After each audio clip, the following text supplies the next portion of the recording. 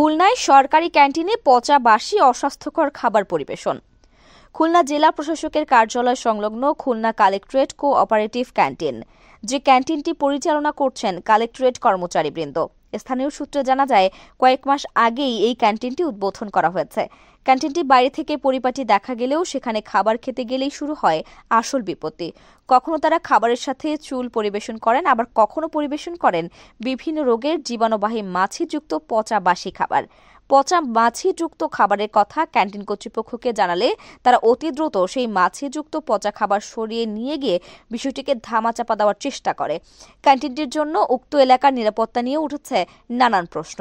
ঠিক খুলনা জেল কারাগারের সীমানা প্রাচীরের সাথে রয়েছে ক্যান্টিন। এর রান্নাঘর এবং জেল কারাগারের সীমানা প্রাচীর ব্যবহার করেই নির্মাণ করা হয়েছে রান্নাঘরটি, এবং ক্যান্টিনের পেছনে রয়েছে ভূমি রেকর্ড রুম, যেখানে জমা রয়েছে ভূমি সংক্রান্ত গুরুত্বপূর্ণ হাজারো দলিল। ক্যান্টিনের রান্নাঘরে গ্যাস ও মাটির চুলায় প্রতিদিন রান্না হচ্ছে শত শত মানুষের খাবার।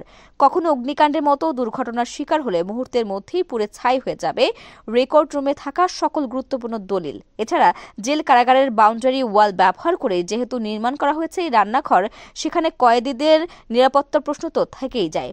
ক্যান্টিন ও নিরাপত্তা প্রসঙ্গে জেল সুপারের সাথে মুঠোফোনে যোগাযোগ করলে তিনি জানান, খুলনা জেলা প্রশাসক এই ক্যান্টিন করার বিষয়ে অনুমতি দিয়েছেন। উক্ত সকল বিষয় খুলনা জেলা প্রশাসকের নিকট প্রশ্ন করা হলে তিনি বলেন, নিরাপত্তাজনিত ও অস্বাস্থ্যকর খাবার পরিবেশনজনিত কোনো প্রকার সমস্যা সেখানে থাকলে সেটি তদন্ত করে অতি দ্রুত পদক্ষেপ গ্রহণ করা হবে।